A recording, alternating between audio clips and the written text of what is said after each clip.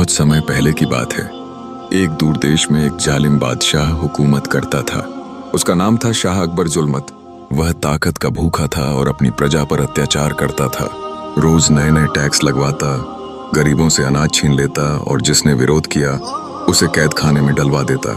एक किसान जिसका नाम रहीम था, अपनी बूढ़ी माँ और छोटे बेटे के साथ गांव में रहता था। उसके पास बस एक ही बैल और थोड़ी सी जमीन थी। लेकिन जब बादशाह ने अनाज का चौगुना टैक्स लगाया, रहीम टूट गया। जब रहीम टैक्स नहीं दे पाया तो बादशाह के सिपाही आए और उसकी जमीन छीन ली। रहीम को जेल में डाल दिया गया। बूढ़ी माँ और बच्चा सड़क पर आ गए। उस रात बूढ़ी माँ ने नम आंखों से अल्लाह से दुआ मांगी, या रब, इस जालिम की हुकूमत को खत्म कर, हमारी फरियाद सुन। जेल की अंधेरी कोठरी में रहीम अकेला बैठा था। उसके मन में विचारों का तूफान चल रहा था। उसने सोचा, क्या मेरी मेहनत का यही फल है? क्या ईश्वर ने मुझे इस दिन के लिए बनाया था? उसकी आंखों से आंसू बहने लगे, लेकिन फिर उसने खुद को संभाला और प्रार्थना करने लगा। गांव के लोग बादशाह के अत्याचारों से तंग आ चुके थे। रहीम की गिरफ्तारी ने उनमें आक्रोश भर दिया। उन्होंने तय किया कि अब चुप नहीं बैठेंगे। एक बुजुर्ग ने कहा, अब समय आ गया है कि हम अन्याय के खिलाफ आवाज उठाएं। जब बादशाह को विद्रोह की खबर मिली तो वह घबरा गया। उसने अपने मंत्रियों से कहा, अगर यह आग फैल गई तो हमारी हुकूमत खतरे में पड़ जाएगी, कुछ करो। लेकिन उसके मंत्री भी असमंजस में थे। गांव वालों के दबाव और विद्रोह को देखते हुए बादशाह ने रहीम को रिहा करने का आदेश दिया। रहीम जेल से बाहर आया तो गांव के लोग उसका स्वागत करने के लिए खड़े थे। उसकी माँ और बेटा उसे गले लगाकर रो पड़े। गांव में विद्रोह की आग फैल गई। अन्य गांवों ने भी बादशाह के खिलाफ आवाज उठाई। अंततः बादशाह को गद्दी छोड़नी पड़ी और उसे देश से निर्वासित कर दिया गया। उसकी जगह एक न्यायप्रिय शासक ने ली। नए शासक के अधीन गांव में शांति और समृद्धि लौट आई।